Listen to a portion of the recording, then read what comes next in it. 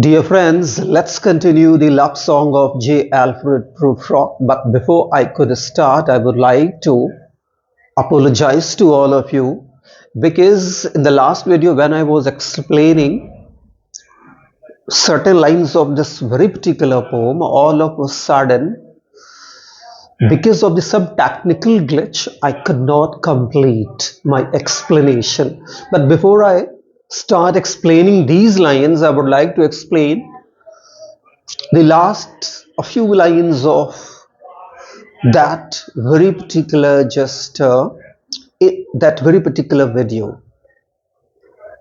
In the last few lines of that very particular video, actually Prufrock gives an illusion of Lazarus, a poor beggar who was revived by Jesus Christ because of his good deeds, and that poor Lazarus came back in this, you can say, that earthly world to tell the story of his life to the people.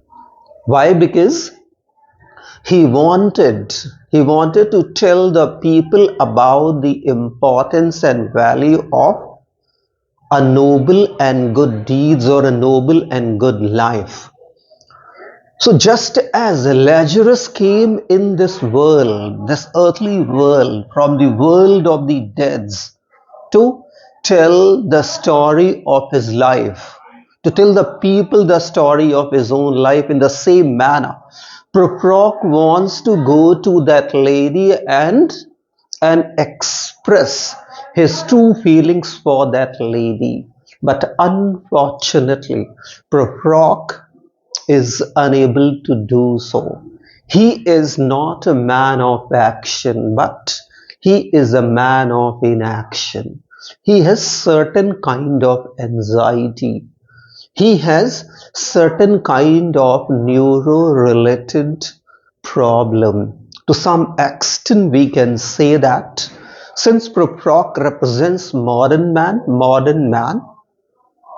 suffered from lots of complications. We modern men today suffer from lots of complications. All the time we are in a kind of confusion that we are not young enough, we are not good looking, we are not fit. Sometime, all the time, we are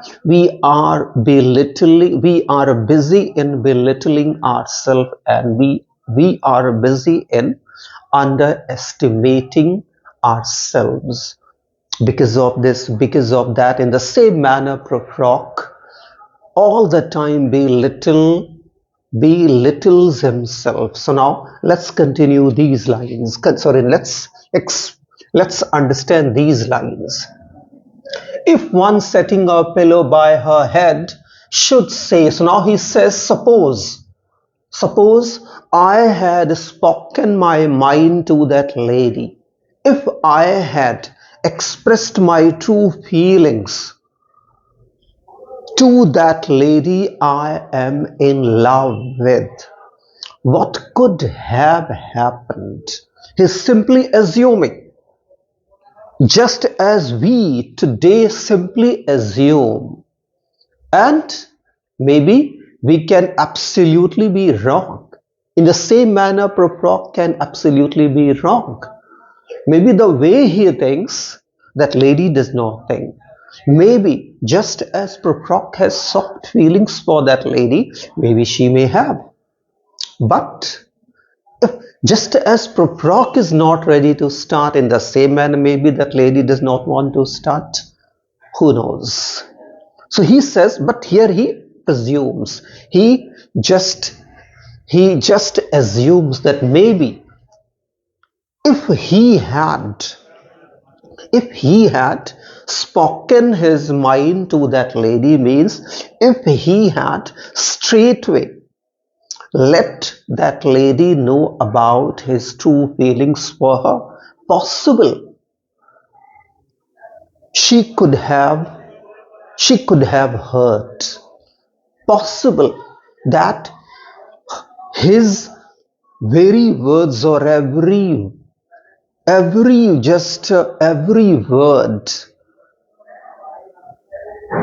word would have hurt that lady.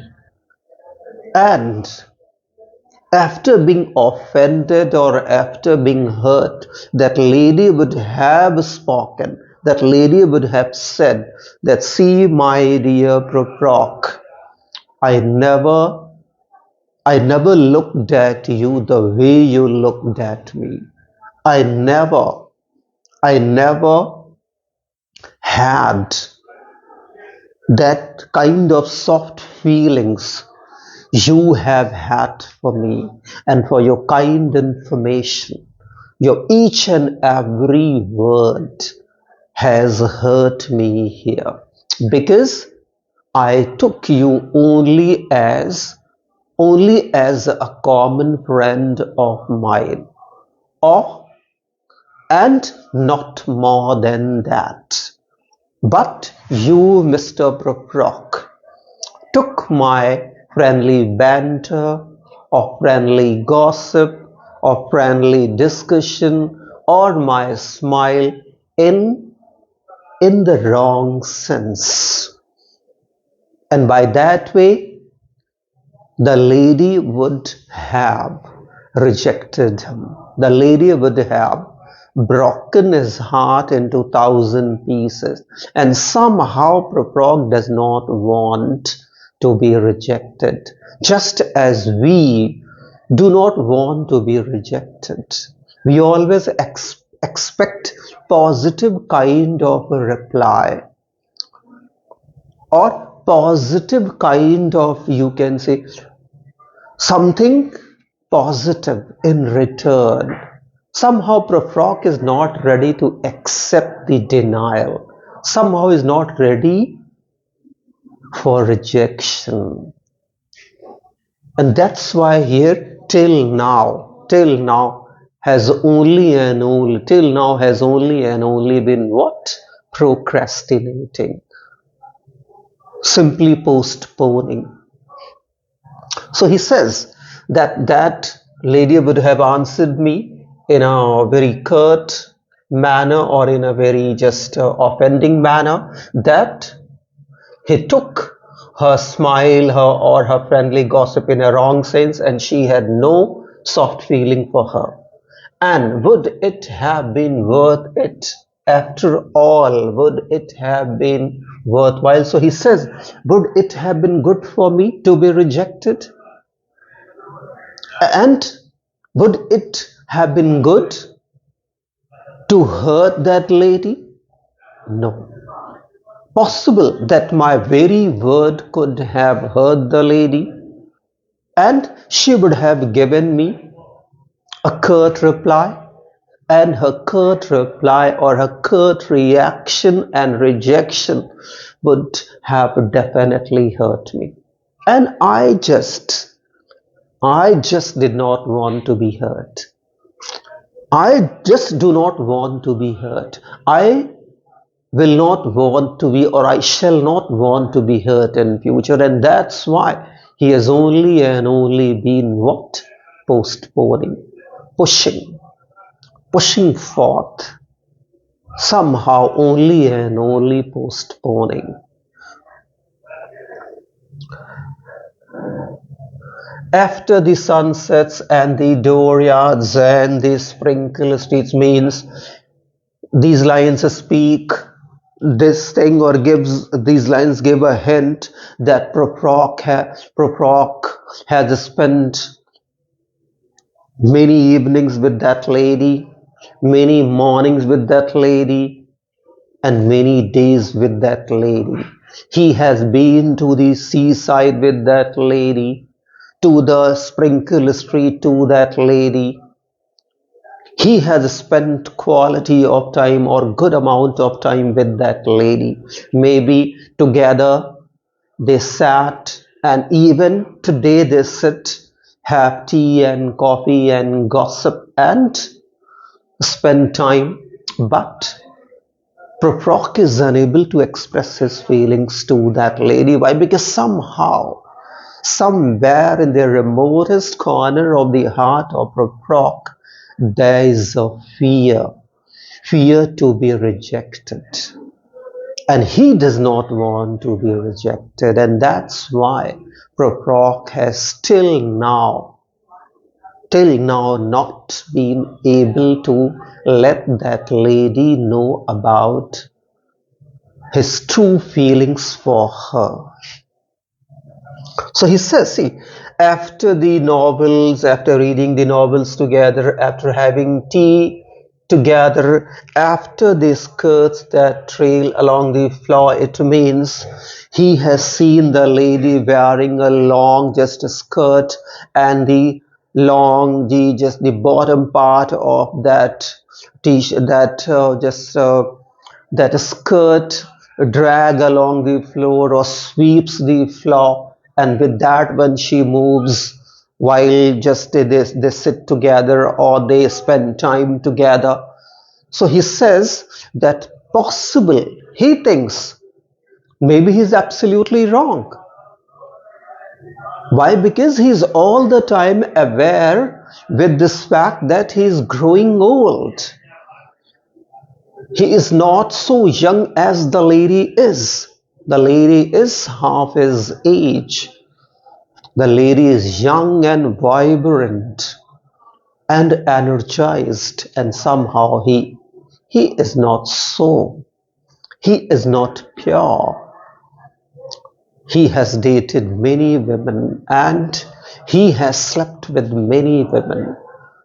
And it's all because of that somewhere in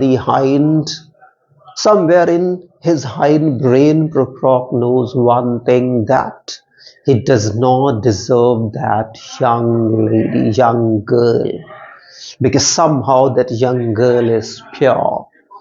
Somehow he is absolutely impure. And impurity gives us a lot of, you can say, impurity only and only discourages us. Impurity never encourages us. Only purity, noble deeds and good deeds encourage us to do something positive. And since he has done nothing positive in his life, he has slept with many women, it's all because of that. Somehow he thinks that his subconsciousness all the time knows, his real self all the time tells him that, see, you do not deserve that lady. Why? Because see how pure she is and how corrupt you are.